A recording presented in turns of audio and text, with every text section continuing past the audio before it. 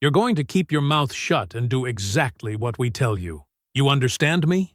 Sergeant Dylan Wixon's forearm crushed harder against Vivian Cross's throat, pinning her against the cruiser in the fading afternoon light on Madison Avenue. Officer Travis Armin stood behind her, both arms locked, cutting off her air. Vivi didn't struggle and beg. She stood completely still, feet planted on the asphalt, eyes forward, breathing through the pressure with a control that looked, from the outside, like surrender. It wasn't surrender. What Sergeant Wixon and Officer Armin didn't know was that the woman they were choking had briefed generals, and her next 10 words were about to end both of their careers. Before continuing, comment where in the world you are watching from and make sure to subscribe, because tomorrow's story is one you can't miss.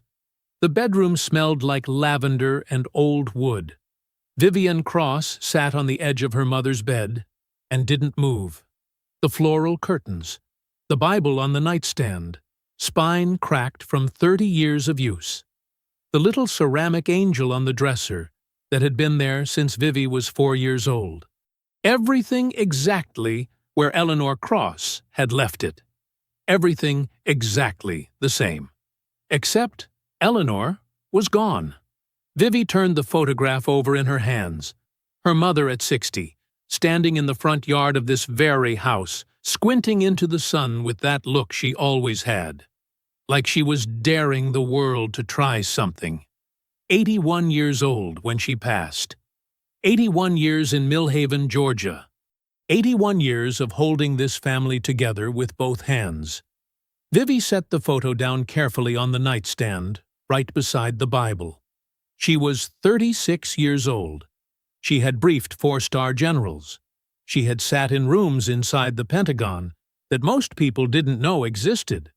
She held a security clearance so high that most people she met had never even heard the classification level. She was, by every measure she knew how to use, someone who had made it. And right now, sitting in her mother's bedroom in Millhaven, she felt about 12 years old. She'd left this house at 18 and never really come back. West Point first, then Army intelligence, then the contracting work, the clearances, the career that had taken her so far from this street that sometimes it felt like another life entirely. She came back for holidays when she could, once when Reggie had his surgery, and now this. Her Pentagon ID badge was locked in the glove compartment of her rental car outside. She hadn't brought it inside. It didn't belong here, not in this room, not tonight. The front door opened. Heavy footsteps in the hall. She'd known that walk her whole life. Reginald Cross filled the bedroom doorway. 58 years old, broad-shouldered, with their mother's same dark eyes and a face that had seen too much sun and too much stress. He was 22 years older than Vivi. When she was born, he was already a grown man. He'd always been more like a second father than a brother. He looked at her now the way he'd always looked at her, like he was still a little amazed she existed. "You eat anything today?" he asked. "I'm fine." He didn't push. He went to the kitchen, and she heard the clink of cups, the rush of water. When she came out and sat at the table, there were 2 mugs of coffee waiting. Their mother's mugs, their mother's table. They sat together in the quiet. It was Reggie who spoke first. "Millhaven's gotten worse," he said. Not dramatically, like he was reading something off a list. "Wixon's unit. They run the whole west side now, every street, every corner." Vivi wrapped her hands around her mug. "How bad?" "Last month alone, 3 stops on this street." He nodded toward the front window. "Elm Street, right outside this house." He paused. "You remember Mrs. Hadley lives 2 blocks down? Her grandson, 22 years old, coming home from work. They pulled him over, threw him up against the hood. His jaw tightened, broke his wrist." Vivi went very still. "Did she file a complaint?" Reggie looked at her. Something moved behind his eyes. Not anger exactly, older than anger, heavier. "People file complaints," he said. "Nothing happens. That's how it works here." The kitchen was quiet. Outside, a car passed slowly on Elm Street, and Vivi watched its headlights slide across the wall. She thought about what she knew about power, about the men she'd watched abuse it in boardrooms, in briefing rooms, in places that operated far above the law. The game was always the same. The stakes just changed. "What's his name again?" she asked. "The sergeant." "Wixon. Dylan Wixon. 22 years on the force and not one thing on his record." Reggie wrapped both hands around his mug. "Not one thing." Vivi nodded slowly, filed it away in the part of her mind where things didn't get forgotten. They talked a little longer about the estate, about the paperwork at the county clerk, about what needed to happen before the end of the week. Practical things. The kinds of things that kept grief at arm's length long enough to get through the day. Eventually, Reggie left. Eventually, the house went quiet. Vivi went back to her mother's bedroom, lay down on top of the covers, and stared at the ceiling in the dark. She didn't know yet that by tomorrow, everything would change. The pharmacy was 2 miles away. That was it. 2 miles there, 2 miles back. And Vivi would have the notarized estate document in hand before the county clerk opened in the morning.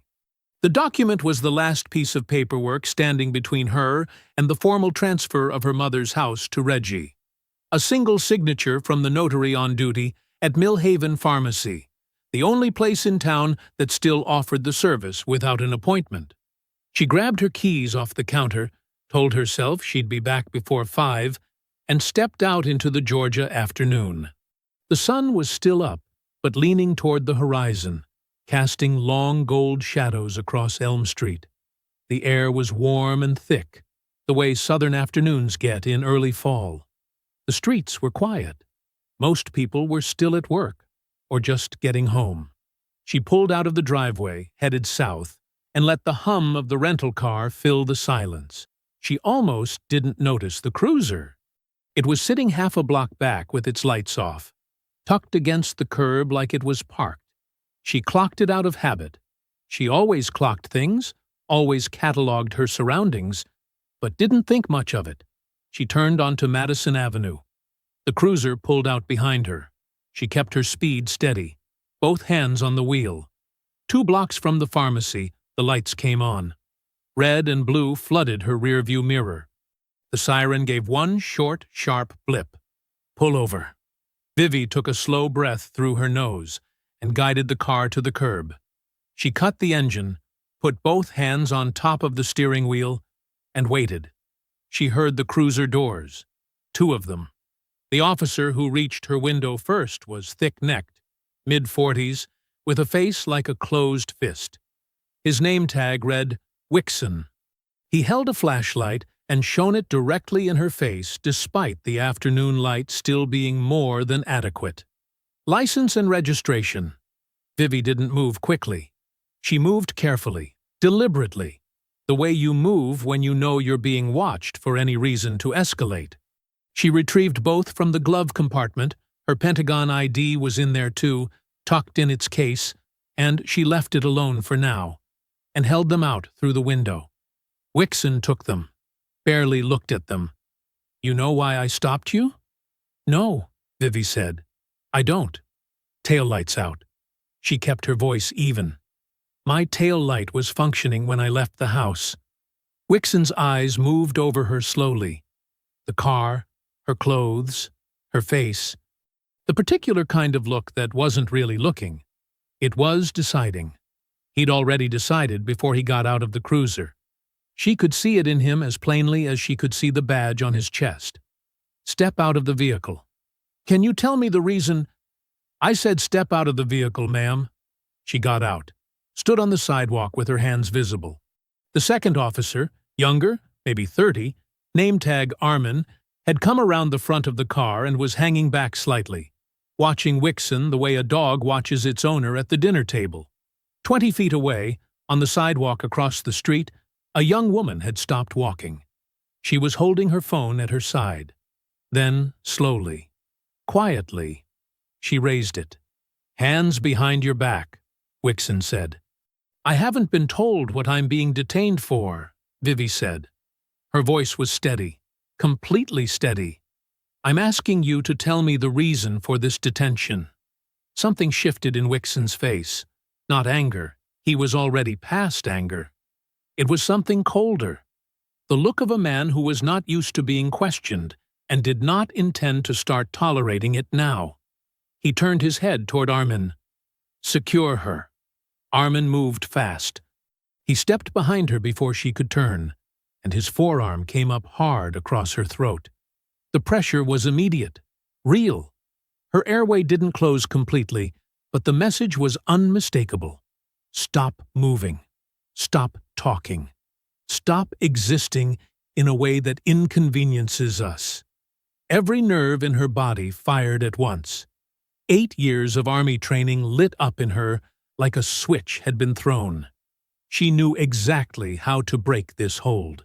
She could do it in under 2 seconds, and Armin would be on the ground before Wixon could blink. She didn't move, because she also knew what happened next, if she did.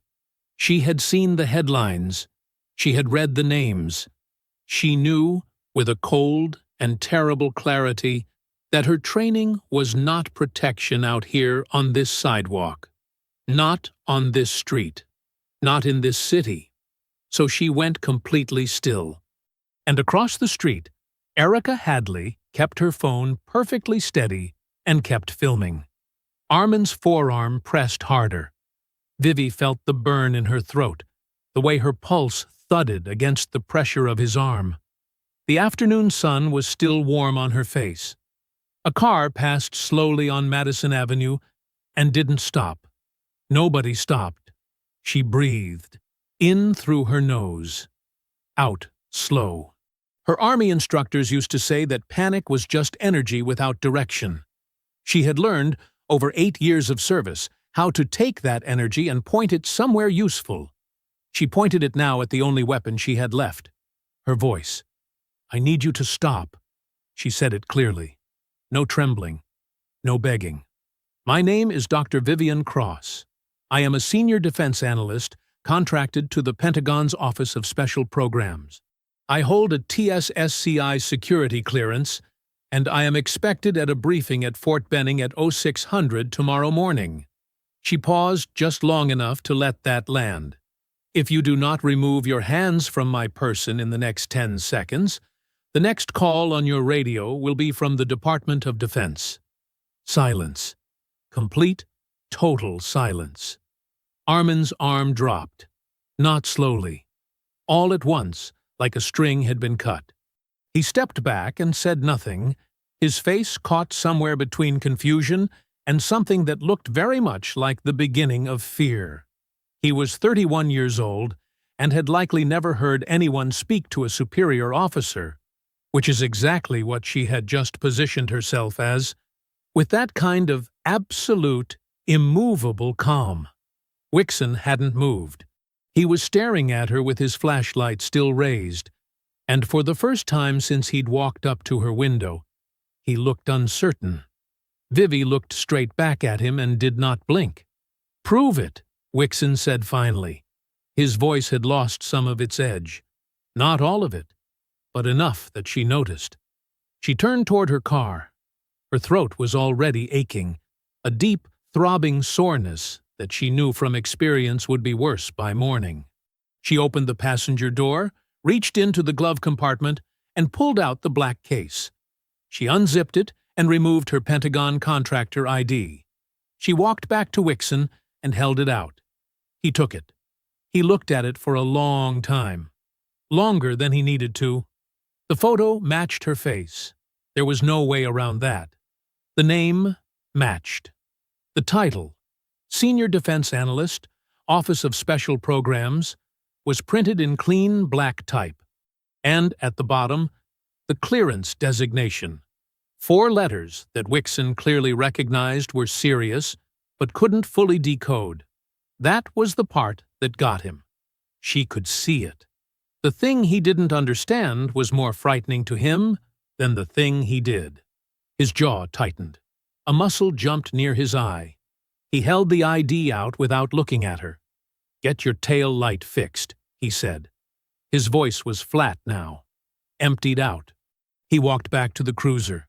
Armin followed without a word, without looking at her, like a man trying to leave a room he'd never been in. The cruiser pulled away from the curb and disappeared around the corner. Vivi stood on the sidewalk and watched until the taillights were gone. Her hand was steady. Her face was steady. Inside her chest, her heart was hitting hard and fast, the way it used to after a training exercise when the adrenaline finally had permission to show itself. She became aware of movement across the street. The young woman who had been filming walked toward her. She was maybe 29. Natural hair pulled back. Work uniform still on, like she'd just finished a shift. Her eyes were wide, but her expression was clear and determined. "I got everything," she said quietly. "From the second the lights came on. All of it." She turned the phone screen toward Vivi. Vivi watched it. The footage was steady. The audio was clean. Armin's arm across her throat. Wixon standing there watching it happen. Her voice cutting through the silence. The moment Armin stepped back. All of it. In clear afternoon light. Unambiguous and complete. "What do you want me to do with it?" the young woman asked. Vivi looked up from the screen. "What's your name?" "Erica. Erica Hadley." Vivi looked at the footage one more time. Then she looked at Wixon's empty cruiser spot on the curb. Then she looked at the bruises she could already feel forming on her throat. "Hold on to it," Vivi said. "Don't send it to anyone yet. Don't post it. Can you do that?" Erica nodded. "Good." Vivi zipped her ID back into its case. "I'll be in touch." Vivi didn't go to the pharmacy. She drove straight back to her mother's house, parked the rental, and sat in the driveway for a moment with both hands in her lap. The notarized document could wait until morning. She had bigger problems now. Inside, she went directly to the bathroom mirror. The bruising had already started. A band of deep reddish purple across the front of her throat, wider on the left side where Armin's forearm had pressed hardest. She took her phone out and photographed it carefully. Straight on first, then both angles. She kept her face out of the frame and focused only on her neck, making sure the light was clear and the bruising visible. Then she sent the photos to her own email and saved them to 2 separate folders on her phone. Evidence. That was what her life was now. She changed into a clean shirt and sat down at her mother's kitchen table with her laptop. She opened a fresh document and began typing. Time, location, names, badge numbers she had memorized from their name tags, the exact words spoken, the exact sequence of events. She wrote it the way she wrote intelligence reports. Clean, precise. Nothing left out. Nothing exaggerated. She was halfway through when she heard Reggie's key in the front door. He stopped in the kitchen doorway and looked at her throat. The color drained from his face. What happened? It wasn't a question. She told him anyway. All of it, from the cruiser pulling out behind her to Armin's arm to Wixon's face when he read the clearance designation on her ID. She told it straight. No drama. The same way she'd just written it down. When she finished, Reggie pulled out the chair across from her and sat down heavily, like his legs had decided they were done holding him up. "Wixon," he said quietly. "Wixon," she confirmed. He stared at the table for a moment. Then he picked up his phone and began scrolling. She watched his face while he did it, the way it moved through something complicated, something she didn't have a full name for yet. He found what he was looking for and slid the phone across the table to her without a word. It was a city government page. The Mill Haven Civilian Police Oversight Board. 7 members. She read the appointment records. Then she read them again. Every single member had been appointed by Mayor Leon Landl. Every one. "His brother-in-law is Wixon," Reggie said. "Has been for 12 years. Vivi set the phone down. She felt something cold move through her. Not surprise, exactly. Something worse than surprise. The particular feeling of watching a trap become visible only after you've already stepped into it. "There's more," Reggie said. He took the phone back, pulled up something else, and handed it over again. She read through 3 separate complaint records, all filed against Wixon in the last 2 years. The first was from Harold Bell, 67 years old, a deacon at First Baptist on Cooper Street. His arm had been fractured during a traffic stop. He'd filed a detailed formal complaint with photographs and a witness statement. Dismissed in 26 days. The second complainant, a 40-year-old schoolteacher named Fiona Moore, had filed after her teenage son was stopped and searched without cause 3 times in a single month. Dismissed in 30 days. The third complainant had filed after a confrontation outside a grocery store that left him with a concussion. His complaint was dismissed in 19 days. He was arrested 4 months later on a disorderly conduct charge. The charge was eventually dropped, but sat on his record like a warning sign to anyone watching. 3 people. 3 complaints. 3 doors slammed shut. Vivi closed the laptop. "The oversight board is a rubber stamp," she said. "Always has been," Reggie said. "Landell built it that way." She sat back in her chair and looked at the ceiling. Outside, the last of the afternoon light was fading from gold to gray. Somewhere on Elm Street, a dog was barking. Everything was completely ordinary and completely wrong at the same time. She looked at her Pentagon ID on the table beside her laptop. Then she looked at the photograph of her bruised throat still open on her phone screen. Then she looked at Reggie. "Then we don't go through the city," she said.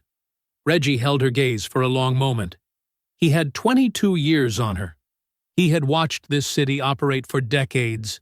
He knew better than anyone what going up against Wixon and Landell would cost. He nodded slowly. "Then what?" "We go over them," Vivi said. "We go federal." They stayed at the kitchen table until nearly 2 in the morning, planning exactly how. Vivi was up before sunrise. She hadn't slept much. Maybe 3 hours, broken and shallow, her mind running through checklists the way it did before a big operation.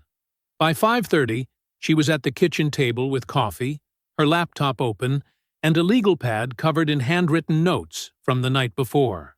She started with the Pentagon's legal liaison. His name was Barry Ostroff, a civilian attorney who handled contractor legal matters for the Office of Special Programs. She had called him once before, 2 years ago, over a contract dispute that turned out to be a clerical error. He was thorough and careful, and she trusted him. She sent him a detailed email, the incident report she had typed the night before, the photographs of her bruising, and a summary of Erica Hadley's footage. She flagged it urgent and asked for a callback before 9. Then she opened the DOJ's Civil Rights Division complaint portal. She had never filed a federal complaint before. She had helped other people navigate bureaucratic systems plenty of times, but this felt different. This was her name on the form, her throat in the photographs, her city. She filled out every field methodically, attached every document, double-checked every detail. When she hit submit, she sat back and looked at the confirmation number on the screen for a moment before writing it down on the legal pad. One step, then the next. She called Erica at 8. Erica picked up on the second ring, her voice a little rough, like she hadn't slept well either. Vivi explained what she needed. The footage transferred to a secure file-sharing link that Vivi would set up, and a brief written account of what Erica had witnessed, in her own words, signed and dated. "Is this going to get complicated?" Erica asked. "It's already complicated," Vivi said honestly. "But the footage is the strongest piece of evidence we have. I need it preserved properly." A pause. "Okay," Erica said. "Tell me what to do." Vivi walked her through it, step by step. When it was done, she uploaded the footage to 3 separate secure servers, 1 cloud account, one encrypted external backup she carried in her laptop bag, and one she sent directly to Ostrov's secure intake system at the Pentagon liaison office. Barry Ostrov called at 8:45. He listened without interrupting while she laid out the full account. When she finished, he was quiet for a moment.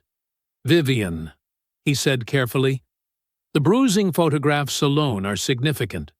Combined with the footage, this is a serious matter." He told her he would escalate internally and advised her to also contact a civilian civil rights attorney to pursue a parallel track outside of federal contractor channels. "You want multiple ropes on this thing," he said. "Don't rely on one." Good advice. She wrote it down. She was researching civil rights attorneys in Atlanta when Councilwoman Fiona Walters called. Vivi had sent her a message the night before, a brief introduction through Reggie, who knew Walters from community board meetings. She hadn't expected to hear back so quickly. Walters's voice was sharp and direct, the voice of a woman who had stopped softening herself for other people's comfort a long time ago. "I've been trying to move against Wixon for 3 years," she said, without preamble. 3 years of complaints that go nowhere, community meetings that change nothing, and a mayor who acts like I'm speaking a foreign language. She paused. "Send me the footage." Vivi sent it while they were still on the phone. She heard Walters watching it on the other end. The silence was thick. Then, "Lord." Another pause. "You said you have medical documentation of the injuries?" "Photographed it yesterday and formally documented it this afternoon," Vivi said. "I'm taking Reggie with me to the county medical office after lunch." "Good. Don't skip that step." Walters's tone shifted into something focused and almost warm. "You might be exactly what this city has been waiting for." That afternoon, Reggie drove her to the county medical office on Birch Street. The physician on duty, a tired-looking woman named Dr. Carol Sims, examined her throat, photographed the bruising under clinical lighting, and wrote a formal injury report documenting the contusion pattern as consistent with a forearm compression hold. She handed Vivi 2 copies. On the drive back to Elm Street, Reggie didn't say much. Neither did she. Inside the house, Vivi sat down at the kitchen table and laid everything out in front of her. The complaint confirmation number, the medical report, the secured footage, the legal pad that's full of notes. For the first time since the stop, she allowed herself to feel something close to hope. She didn't know yet how quickly that feeling was going to be taken from her. Vivi's phone rang at 6:40 in the morning. She was already awake, already at the kitchen table with coffee, already going over the legal pad from the night before. She looked at the screen. Councilwoman Walters. She picked up. "Have you seen the Gazette?" Walters didn't bother with hello. "Not yet." "Pull it up, right now." Vivi opened her laptop and found the Millhaven Gazette's website. The story was small, 4 paragraphs, buried below the fold on the local news page. Easy to miss if you didn't know to look for it. She read it once fast, then again slowly. Local woman makes unverified federal claims. During routine traffic stop. Her stomach tightened. The article described an unnamed woman who had become agitated and uncooperative during a routine stop on Madison Avenue. It said she had made unsubstantiated claims of government employment when officers attempted to conduct a lawful investigation. It quoted an unnamed police department spokesperson saying the stop had been standard procedure and that the woman's behavior had escalated the situation unnecessarily. There was no mention of a chokehold, no mention of bruising, no mention of a Pentagon ID that Wixon had held in his own hands. She was the problem. That was the story they were telling. "Wixon filed a counter-report yesterday afternoon," Walters said. Her voice was tight with fury she was working hard to contain. "I have a source inside the department. He described you as erratic, aggressive, and claimed you obstructed a lawful investigation. Landell's office fed the story to the Gazette the same evening. A short pause.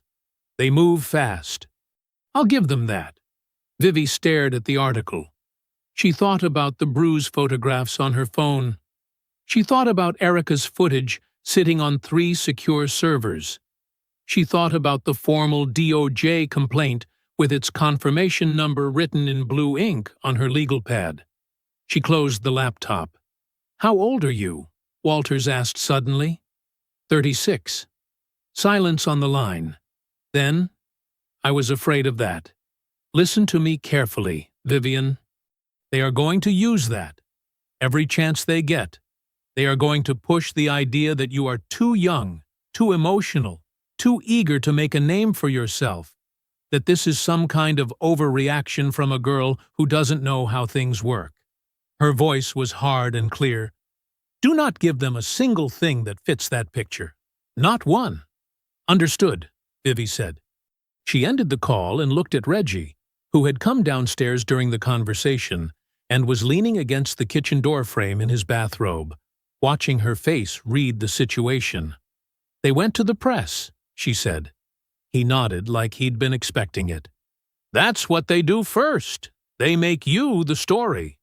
Vivi pulled up her contacts and found the name she'd written down the night before after Barry Ostroff's recommendation. Jerome Price. Atlanta-based civil rights attorney with 20 years of experience and a reputation that Ostroff had described in 3 words: thorough, aggressive, effective. Price picked up on the 3rd ring. She gave him the same briefing she had given Ostroff: tight, sequential, nothing wasted. When she finished, he asked 4 questions. Short, sharp, precise. Did she have medical documentation? Yes. Was the footage time-stamped and unedited? Yes. Were there any prior complaints against the officer on public record? Unknown but suspected. Had she filed with the DOJ?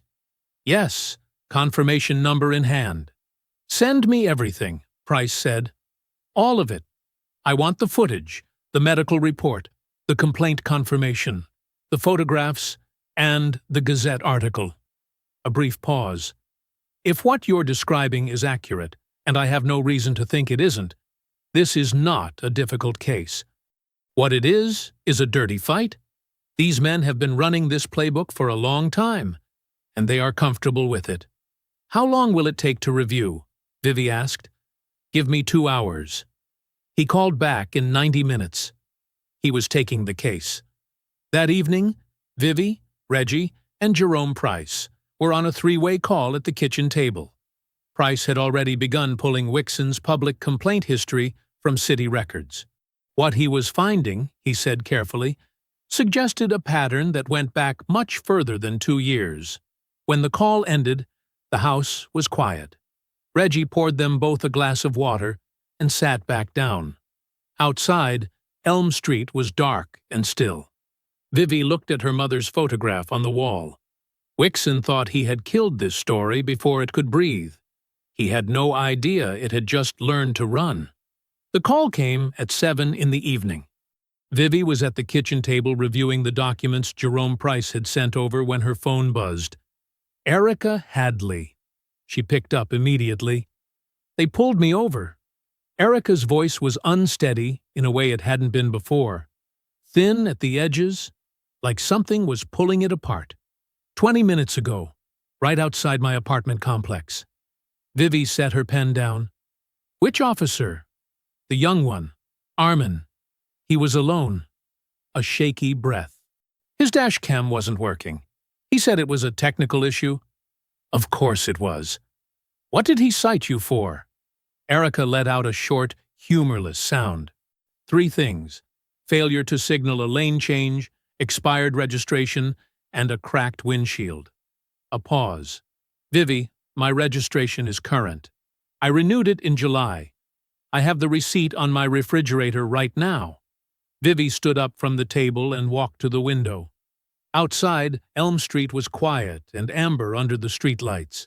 She kept her voice calm. "Did he say anything else?" "He didn't have to." Erica's voice dropped lower. "He just stood there with that look, like he was enjoying it."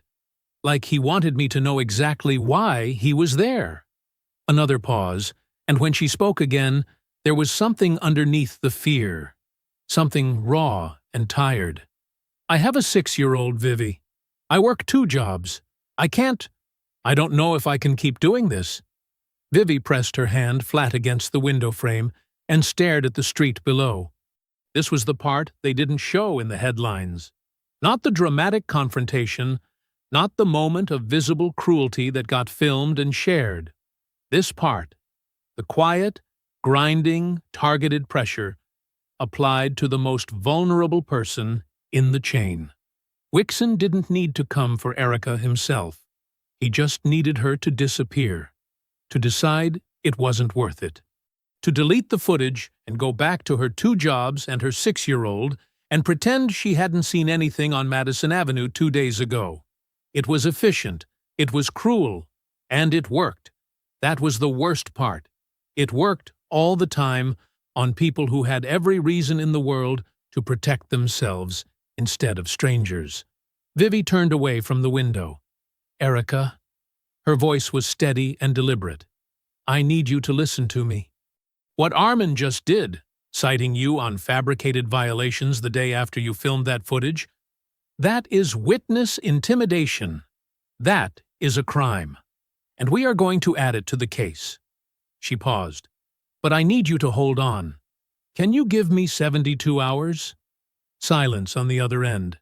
They know where I live, Erica said quietly. I know. Vivi didn't dress it up. Erica was too smart for that, and had been through too much in the last 48 hours to deserve anything less than the truth. They are trying to scare you because you are the witness. That means you matter. That means what you filmed matters. A beat. They will not touch you. I promise you that. But I need 72 hours. A long pause. Then, okay, Erica said. Okay. Vivi hung up and immediately called Jerome Price. He picked up on the first ring. She told him everything. The stop, Armin alone, the malfunctioning dash cam, the fabricated registration violation. Price was quiet for a moment. When he spoke, his voice had a new edge to it. Sharper. Focused. The registration is the mistake, he said. If she has documentation showing it was renewed in July, that citation is provably false. That is not a gray area. That is an officer of the law filing a fraudulent citation against a material witness. Another pause. I'm adding Erica Hadley to this case tonight. Send her my number. Vivi sent it before she was even off the phone with him. She stood in the kitchen for a moment after the calls ended. Reggie was in the living room, and she could hear the low murmur of the television. The house smelled like the coffee she'd let go cold on the counter. She thought about Erica's voice, that thin, fraying edge in it. 29 years old, working 2 jobs, raising a daughter, and now carrying something that no one had asked her permission to hand her. She thought about all the Ericas that came before, the ones who had no one to call, the ones who deleted the footage, the ones the machine had successfully ground down into silence. She picked up her cold coffee and poured it down the sink. Not this time. Vivi came downstairs at 7 in the morning and found Reggie already at the kitchen table. His coffee was in front of him, untouched and cold. He was still in his pajamas, both hands flat on the table, staring at nothing. Not the wall, not the window, nothing. The look on his face was the look of a man who had made a decision in the night and was still sitting with the weight of it. Vivi poured herself a cup and sat across from him. She didn't say anything. She had learned, growing up with Reggie, that he couldn't be pulled toward a thing.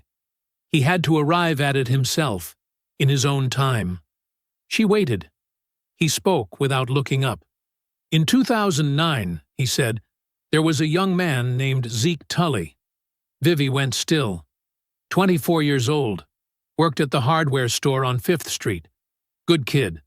Everybody knew him. Reggie's voice was flat and careful. the way voices get when they've been rehearsing something for a long time and are finally saying it out loud. He got pulled over one night in August, 3 blocks from his mother's house.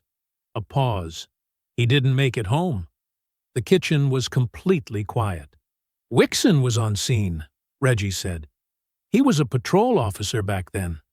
There were 2 others with him, but Wixon was the one. He stopped, started again. I was there. I just left a school board meeting, and I was driving home on that same street. I saw the lights. I pulled over because something felt wrong. His jaw tightened. Something was wrong. Vivi set her cup down slowly. I gave a statement, Reggie said. Told them exactly what I saw. Names, times, the whole thing. He finally looked up at her. His eyes were dry, but hollowed out in a way that was harder to look at than tears. My statement disappeared. Gone. Like it never existed. And then one of Landell's people came by the school, not threatening, nothing you could point to. Just a friendly visit to say how much the city appreciated Principal Cross and how they hoped everything at Jefferson High was going well. Reggie, I had 400 kids in that building, he said. 400 kids who needed me to show up every morning. I had this house and Mama inside it. I watched what happened to the people who pushed back against Wixon in this city, and He stopped again, put one hand over his mouth briefly, then lowered it. I made a choice, and I have lived inside that choice for 15 years. The silence between them was vast and full of everything that had ever separated them. The 22 years of age. The different paths.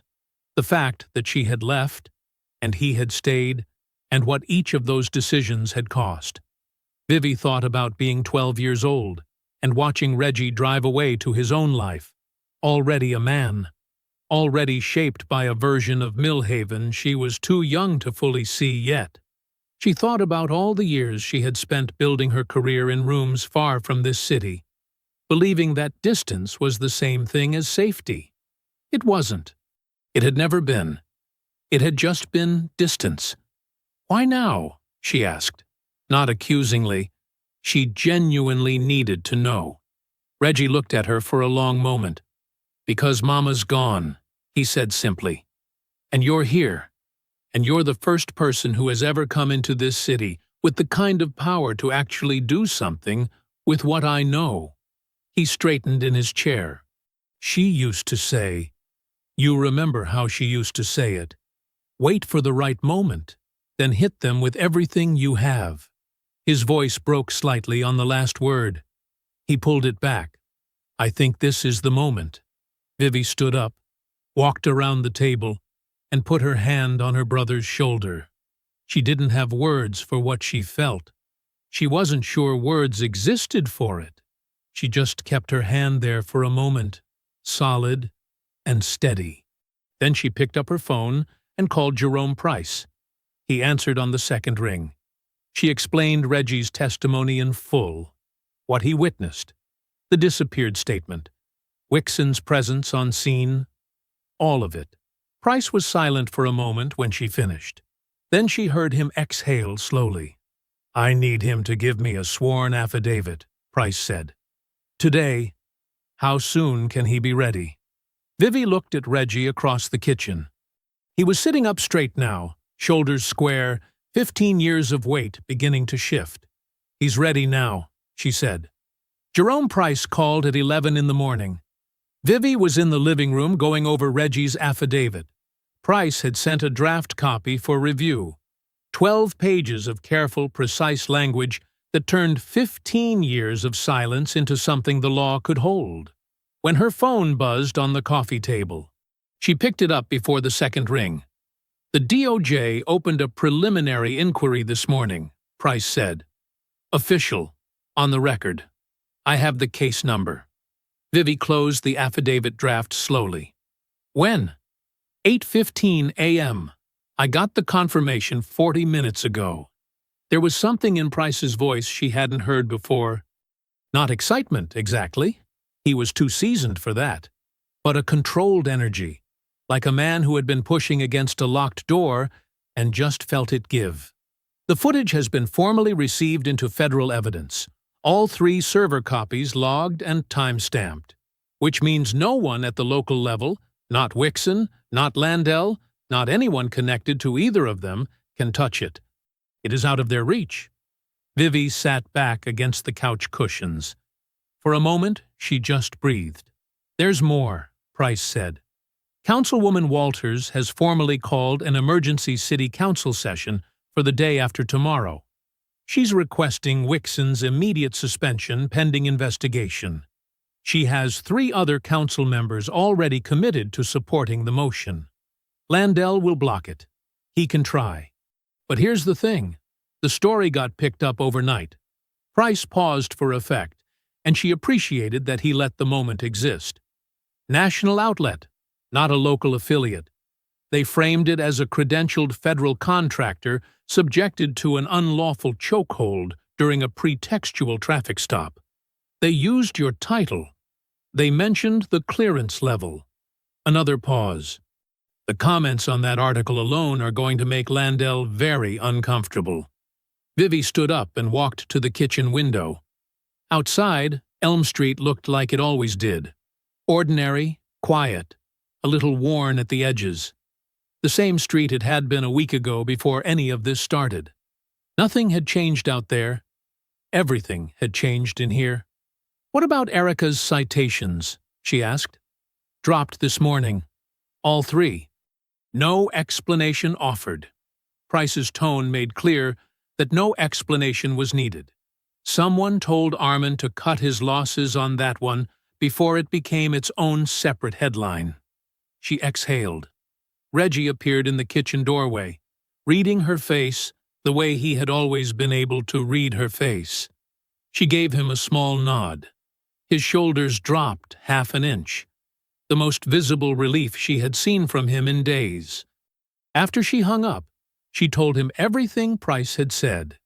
He listened without interrupting, standing in the doorway with his arms crossed, and when she finished, he was quiet for a long moment.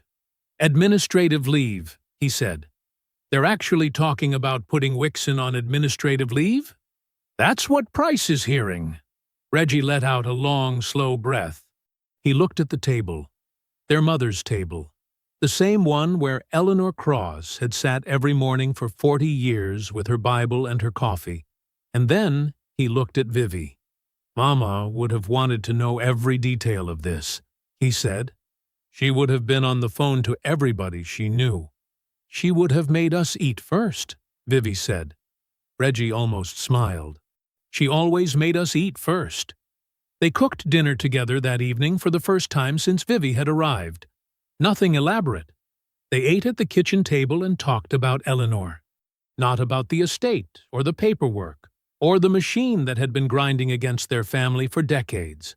About her, who she was, the way she laughed, the way she could end an argument with a single look, the way she had kept this house standing through every season this city had thrown at her. It was the best evening Vivi had spent in Millhaven in years. She went to bed that night, feeling something she hadn't felt since before the traffic stop. Something light and almost unfamiliar. She felt like it might actually be over. She lay in her mother's bedroom in the dark, listening to the quiet of Elm Street, and let herself believe, just for one night, that the worst was behind them. She was wrong. By morning, Mayor Landell would make sure of it. Vivi's phone rang at 6:15 in the morning. She was still in bed, not quite asleep, watching the early light come through her mother's floral curtains. She reached for the phone without sitting up. Jerome Price. She pressed it to her ear. "Talk to me," she said. "Landell moved last night." Price's voice was measured but tight, the way it got when he was controlling something he didn't want to show. "He contacted the private contracting firm that administers your Pentagon clearance. Not the Pentagon directly, the civilian intermediary, Whitmore Defense Partners." Vivi sat up. He filed a formal security concern citing your conduct during an active law enforcement encounter. The language is vague enough to be legally deniable, but specific enough to trigger their liability protocols. Price paused. Whitmore suspended your clearance access this morning pending administrative review. Your badge has been deactivated. The room was very still. They can do that, she asked. She already knew the answer. She just needed a second. A formal security concern from any official source triggers an automatic review. They don't investigate first. They suspend first and investigate after. It's how the system is designed. Another pause. Without an active credentialed contractor as the central complainant, the DOJ inquiry loses its primary anchor.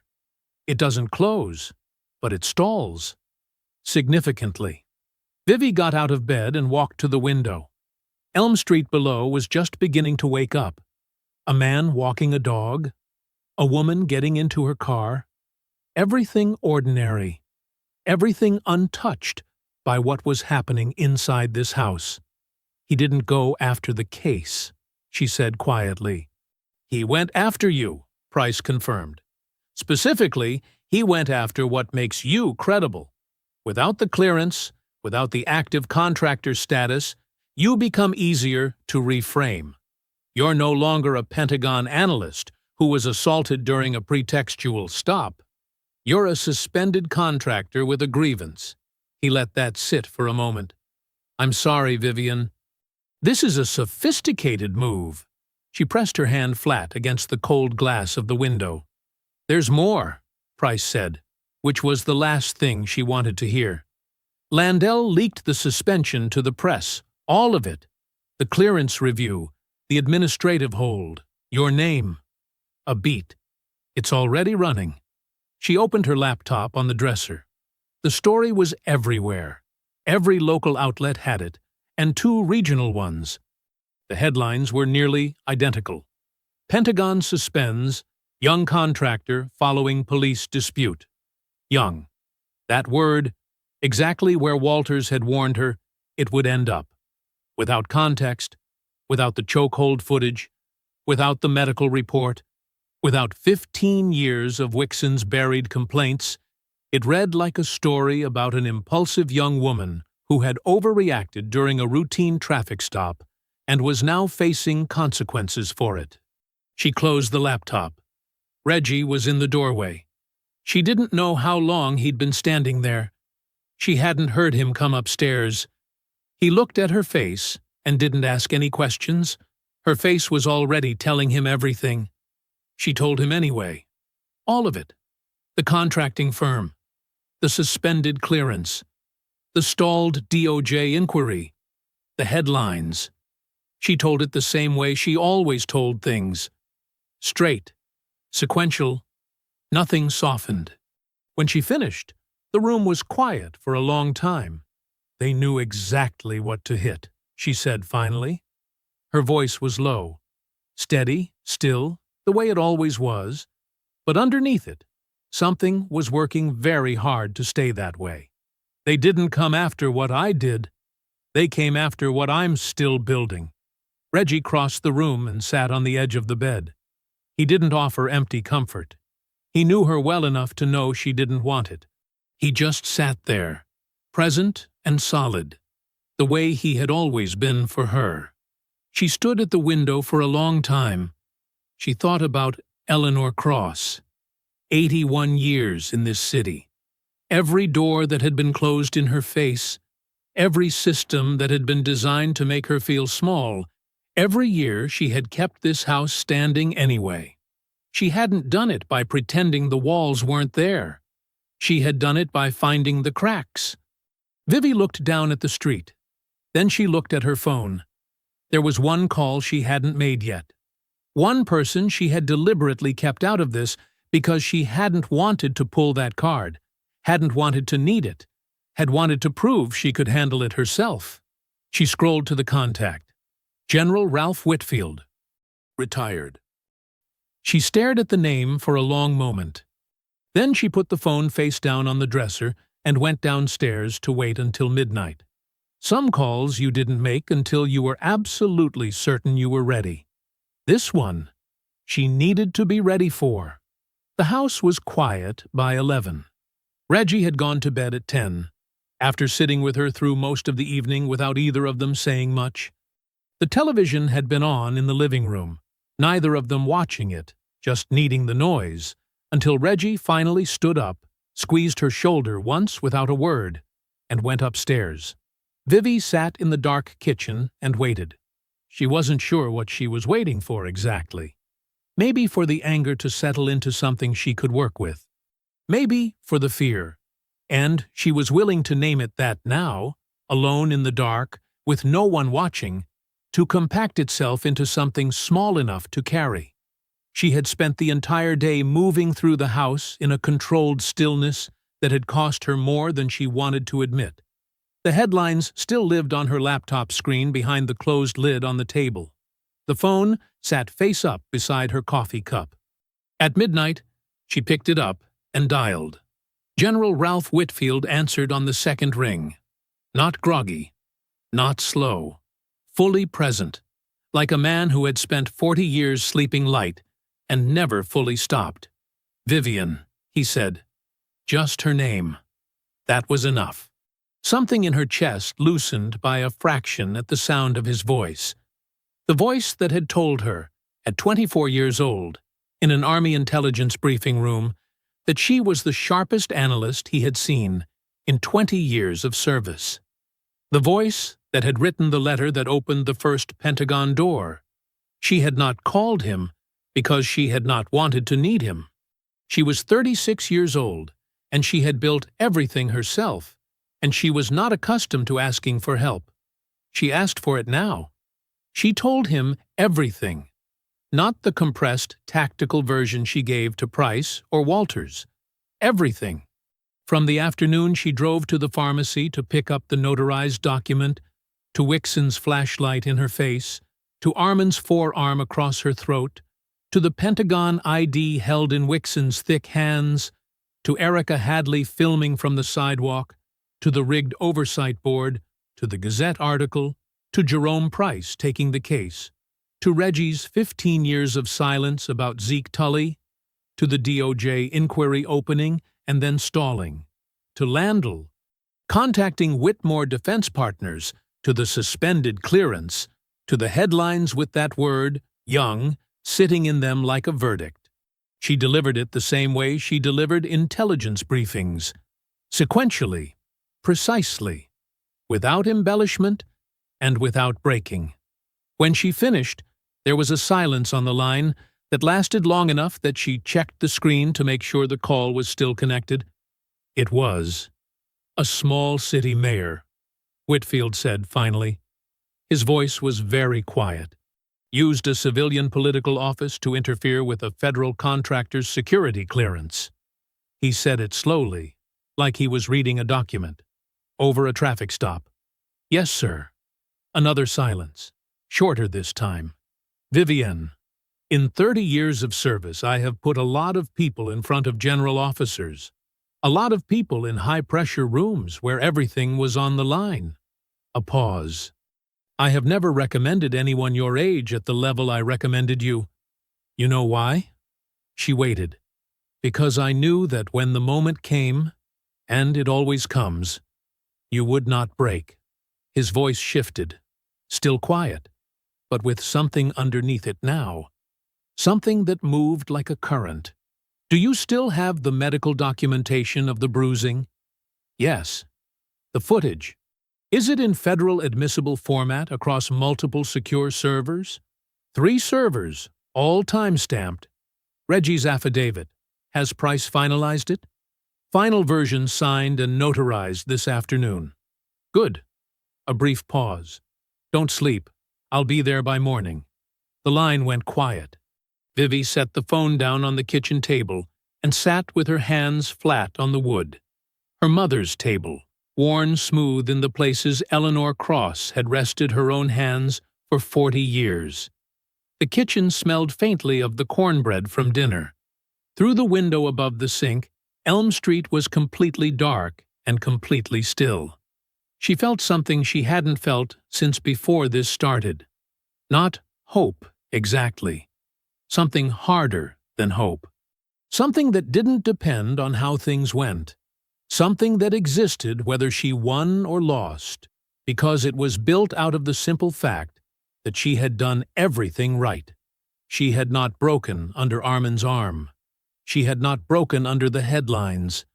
She had not broken in the dark kitchen at the end of the worst day of her adult life. She was still here. And by morning, so would Ralph Whitfield. She didn't go to sleep. She made fresh coffee, opened the legal pad, and got back to work. The government vehicle pulled up to Elm Street at 7 in the morning. Vivi watched it from the front window. Black, clean, with government plates, and the particular unhurried deliberateness of a car that didn't need to announce itself. It parked in front of Eleanor Cross's house like it belonged there. 3 doors opened. General Ralph Whitfield stepped out first. He was 67 years old, broad-shouldered, silver-haired, with the kind of posture that didn't come from the military and never left it. He was not in uniform, civilian suit, no tie, but he wore it the way certain men wear everything, like it was a formality the world extended to him rather than the other way around. Behind him came 2 colleagues from the Pentagon's Inspector General office, both carrying leather document cases, and a JAG attorney named Colonel Diane Reeves, who looked like she had been awake since before Whitfield had called her. Vivi opened the front door before they reached the porch. Whitfield looked at her throat first. The bruising had faded to a dull yellow-green over the past several days, but enough remained to be visible in the morning light. His expression didn't change, but something shifted behind his eyes, a tightening, contained and professional. "Vivian," he said. "General," she said. "Come in." She brought them into the kitchen. Reggie came downstairs in a button-up shirt, having heard the car, and stood at the kitchen threshold with the quiet dignity of a man receiving guests in his mother's house. Vivi introduced everyone. Whitfield shook Reggie's hand with both of his. "Your sister," Whitfield said, "is one of the finest analysts I have worked with in my career. I want you to know that." Reggie looked at Vivi. "I know," he said simply. They sat at Eleanor Cross's table. The general, the 2 IG colleagues, Colonel Reeves, Vivi, and Reggie. And Vivi poured coffee into every cup she owned. It was the most people this kitchen had held since her mother's repast, and for a strange, suspended moment she felt Eleanor in the room. Approving, she thought. Her mother would have approved of this table full of people with documents and purpose. Whitfield spoke first. "Here is what happened," he said, laying it out with the clean precision of a man who had spent a lifetime reducing complex situations to their essential facts. Mayor Landell contacted Whitmore Defense Partners and filed a security concern using language deliberately vague enough to trigger their automatic liability protocols without being specific enough to be legally accountable. He folded his hands on the table. What he did not account for is that the request originated from a civilian municipal office, not a law enforcement agency, not a federal body, a city mayor. He paused. Using a civilian political office to interfere with a federal contractor's security clearance is not a procedural gray area, Vivian. It is a federal crime. Title 18, Obstruction of Federal Proceedings. Colonel Reeves can walk you through the specific statutes. Colonel Reeves opened her document case without being asked. She walked them through it in plain language. No jargon, no hedging. What Landell had done. What it constituted. What the exposure was. Vivi listened to every word. Beside her, Reggie sat, very still. When Reeves finished, Whitfield looked at Vivi. "I made 2 calls this morning before I got in the car. The first was to the director of Whitmore Defense Partners. Your clearance review has been rescinded. Your access is restored, effective immediately." He said it without ceremony, like it was the only reasonable outcome, which it was. The second call was to a colleague at the Deputy Attorney General level. Not a complaint intake, a direct call. He paused. The preliminary DOJ inquiry has been elevated to a full federal civil rights investigation as of 45 minutes ago. The kitchen was very quiet. Vivi looked down at her coffee cup for a moment. Then she looked up at the photograph of her mother on the wall. Eleanor at 60, squinting into the sun in the front yard of this very house, daring the world to try something. "She taught me everything I know about this city," Vivi said. Whitfield followed her gaze to the photograph. He was quiet for a moment. "She raised you in a city that was designed to make sure you didn't have a chance," he said. "You had a chance anyway." Vivi nodded once. By noon, Jerome Price had been fully briefed and was preparing for the council session. By early afternoon, Mayor Landell's office had gone very quiet in a way that, in Vivi's experience, meant people were beginning to understand exactly how much trouble they were in. The machine was about to meet something it had never encountered before. Something that outranked it. The council chamber was standing room only by 6 o'clock. Vivi arrived with Reggie, Jerome Price, and General Whitfield 30 minutes before the session was called to order. The room was already full. Residents lined the walls 2 deep. Local journalists had claimed every seat in the press row. Vivi recognized faces from the neighborhood. Mrs. Hadley from 2 blocks down. 3 men she remembered from her mother's church. A group of young people who couldn't have been older than 20 standing near the back, with their arms crossed and their jaws set. Millhaven had been waiting for this room for a long time. Vivi took her seat in the front row. She had chosen what she wore carefully: a gray blazer, dark slacks, her Pentagon contractor ID on its lanyard, visible at her chest. She was not hiding what she was. She was not softening it. She sat with her back straight and her hands in her lap, and she did not look at Mayor Landell, who was already seated at the mayor's table on the raised platform at the front of the room. But she felt him looking at her. Councilwoman Fiona Walters called the session to order at 6:30. She stood at the council podium with a composure that Vivi recognized immediately. The composure of a woman who had been preparing for this moment for 3 years and was not going to waste a single second of it. This emergency session has been called to address a formal record of conduct by Sergeant Dylan Wixon of the Millhaven Police Department, Walters said. Her voice carried to every corner of the room without effort. What this council will hear tonight is not one incident. It is a pattern. And that pattern has a history. She nodded to Jerome Price. Price stood and walked to the podium with a thick binder under his arm. He had spent 48 hours pulling public records, complaint logs, incident reports, dismissal notices, arrest records, and had reconstructed 15 years of buried history into something that could no longer be buried. He presented it methodically. 12 formal complaints against Wixon spanning 15 years.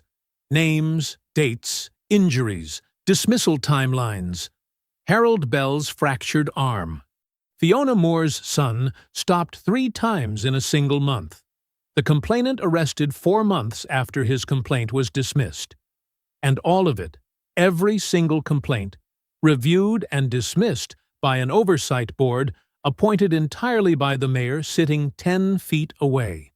The room was very quiet while Price spoke. When he finished, Walters called Reggie Cross to the podium. Reggie stood up slowly. He straightened his jacket. Vivi watched him walk to the front of the room and understood. Watching him, what it cost him and what it meant. 58 years old, 30 years at Jefferson High, 15 years of silence that had kept him standing and kept this family intact and eaten at him every single day.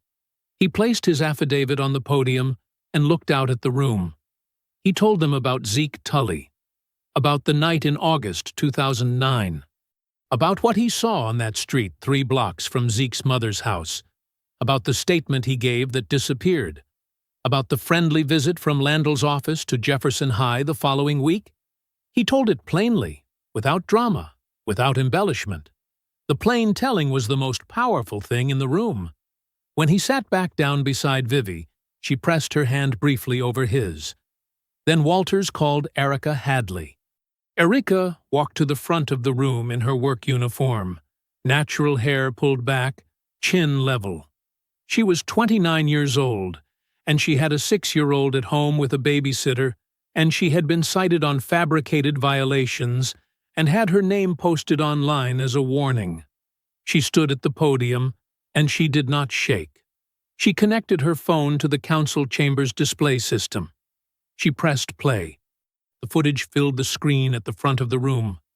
Clear afternoon light. Madison Avenue. Vivi standing on the sidewalk with her hands visible. Armin's arm coming up hard across her throat. Wixon standing there watching it happen. Not intervening.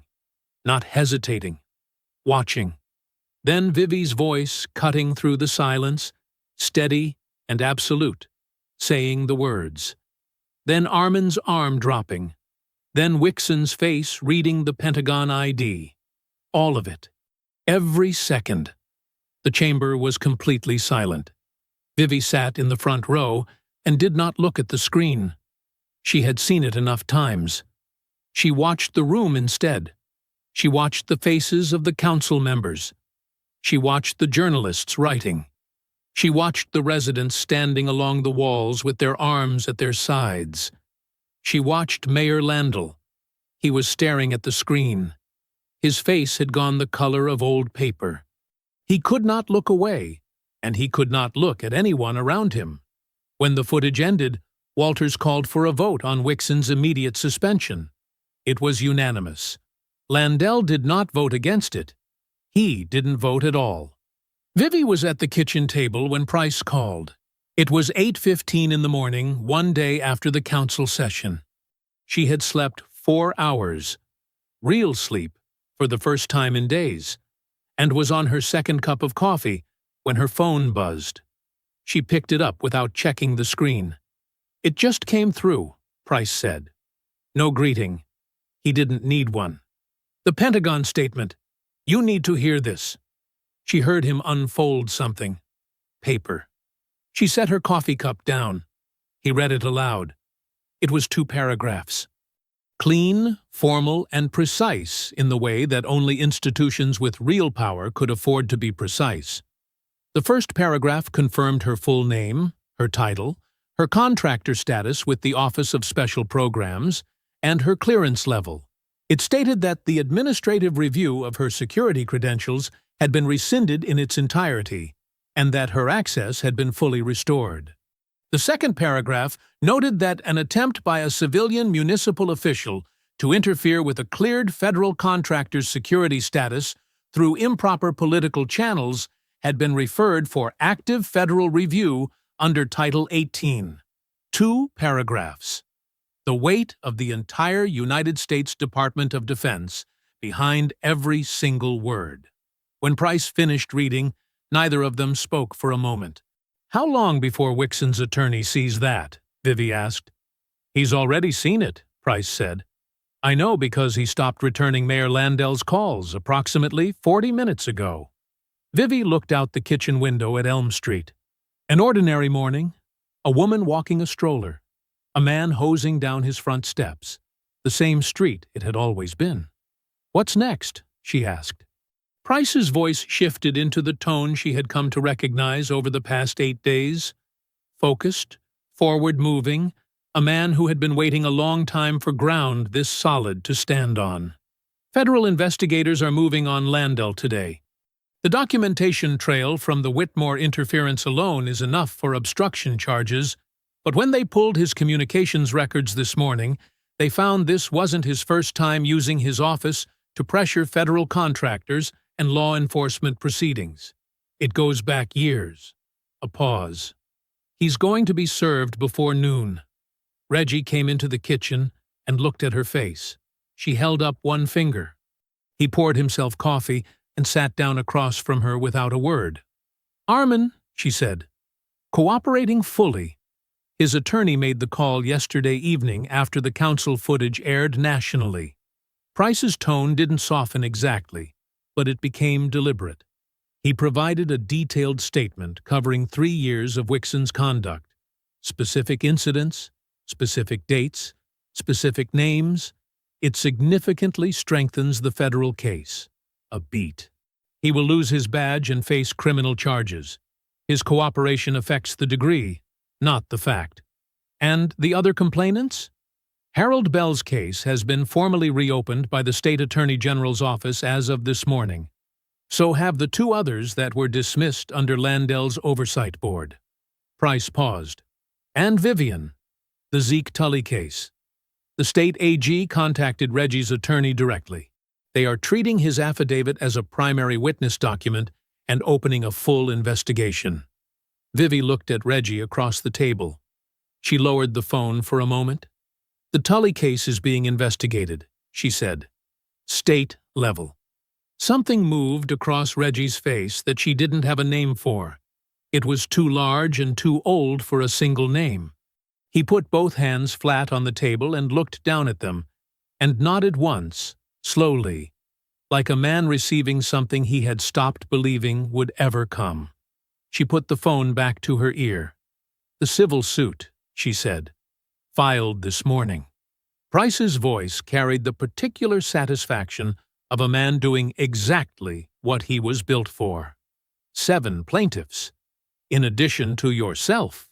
Erica Hadley, Harold Bell, and 5 individuals whose suppressed complaints I recovered from public record. The suit names the city of Millhaven, the police department, and Wixon personally. He paused. I expect a settlement conversation within 60 days. The number they'll need to offer to make this go away will be significant enough to make news. Vivi hung up and sat with her hands around her coffee cup. By noon, Leon Landell had been served with a federal subpoena on the steps of City Hall. By 2 o'clock, his attorney had issued a brief statement saying the mayor was cooperating with investigators. By 4, Landell had resigned. A short, hollow letter that explained nothing and satisfied no one. By evening, every local outlet that had run the headline "Pentagon suspends young contractor" was running a different story entirely. Reggie cooked dinner. They ate at their mother's table and didn't talk about any of it. They didn't need to. The house was quiet in a different way now. Not the heavy, grief-soaked quiet of the first night, when Vivi had sat on her mother's bed with the photograph and felt the weight of everything Eleanor Cross had left behind. This was something else. Lighter. Like a room after a window has been opened for the first time in years. Vivi sat on the edge of that same bed, holding that same photograph. 8 days. That was all it had been. 8 days since she had driven down Madison Avenue on a simple errand, and had a man's arm put across her throat on a public sidewalk. 8 days that had moved like 8 months, dense and exhausting, and completely, irreversibly transforming. She studied her mother's face in the photograph. Eleanor at 60, squinting into the sun in the front yard. That look on her face like she was daring the world to come at her. 81 years in Millhaven, Georgia. 81 years of navigating a machine that had been built piece by piece to make sure women like her stayed small and quiet and grateful for whatever they were allowed to have. Eleanor Cross had never been small. She had never been quiet. And she had never, not once, been grateful for less than she deserved. Vivi set the photograph down on the nightstand, exactly where she had found it. The estate was fully settled. The house would pass to Reggie. He had stayed. He had kept it standing. It was his. Jerome Price had called yesterday.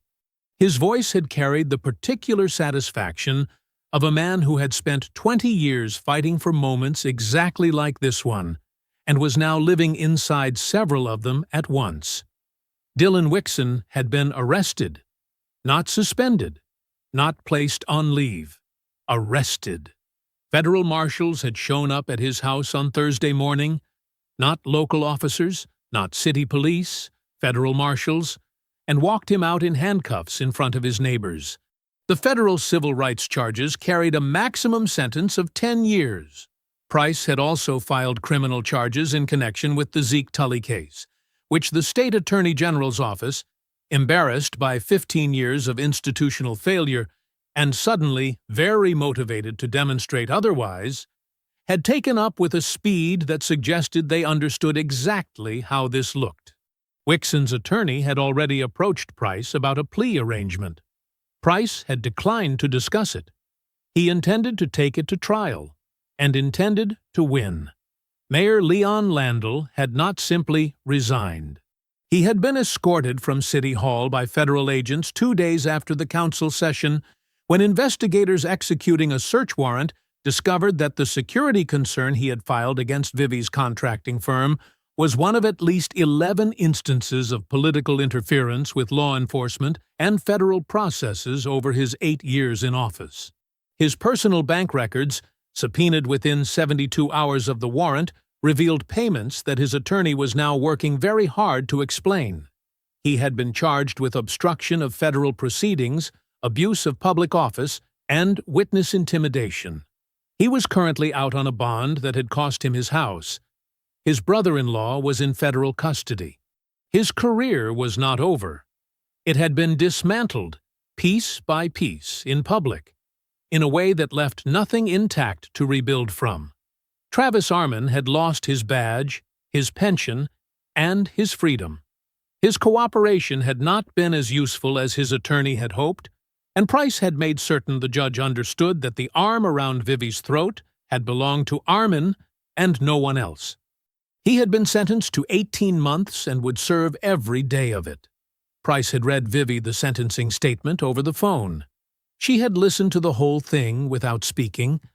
The civil suit was moving fast. Price expected a settlement offer within 60 days, a number, he told her, that would make headlines in Millhaven for years. Her Pentagon clearance had been formally reinstated and documented in her official file, with a notation that it had been improperly challenged through civilian political interference. The Inspector General's office had opened a full review of Whitmore Defense Partners. A formal commendation from the Pentagon's Office of Special Programs was already in writing, citing her conduct throughout the incident as exemplary. The Tully family had been contacted. Zeke Tully's mother, 73 years old, still living 3 blocks from where her son had died, had agreed to meet with the State Attorney General's investigators. It was not enough. 15 years was not something that a phone call fixed. But it was a door opening on a room that had been sealed shut, and sometimes that was where justice had to start. Not with everything, but with something real. Erica Hadley had received a formal written apology from the city of Millhaven and a separate letter from the police commissioner. A new one, appointed after the old one resigned in the wake of Wixson's arrest, acknowledging the department's failure to protect her as a material witness. She had called Vivi when the letters arrived. "I'm framing both of them," Erica said. "To remember they apologized?" Vivi asked. "To show my daughter what it looks like when you don't back down." Councilwoman Walters had called that morning. She was running for state legislature. On this, on Millhaven, on all of it. Early polling already had her 12 points ahead. Vivi picked up her go-bag from the floor beside the bed. She heard Reggie's footsteps on the stairs. He appeared in the doorway, their mother's doorway, always their mother's, and looked at her the way he had looked at her their whole lives. Like he was still a little amazed she existed. They went downstairs together and walked out the front door into the Georgia morning. The air was cool and clean. Elm Street was waking up, a neighbor pulling out of her driveway, a child on a bicycle, an ordinary day beginning the way ordinary days do, unaware of what had shifted beneath it to make it possible. They stood on the front walk and held each other for a long time. No words. They didn't need them. When she pulled back, Reggie's eyes were bright. He nodded once. She put on her sunglasses, checked the exits out of habit, and walked to the rental car. Head level, shoulders back, unhurried, unbroken.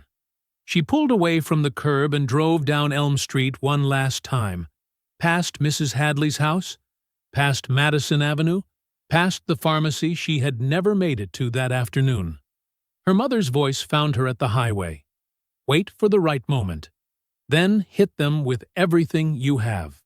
She pressed the accelerator and drove toward the sun.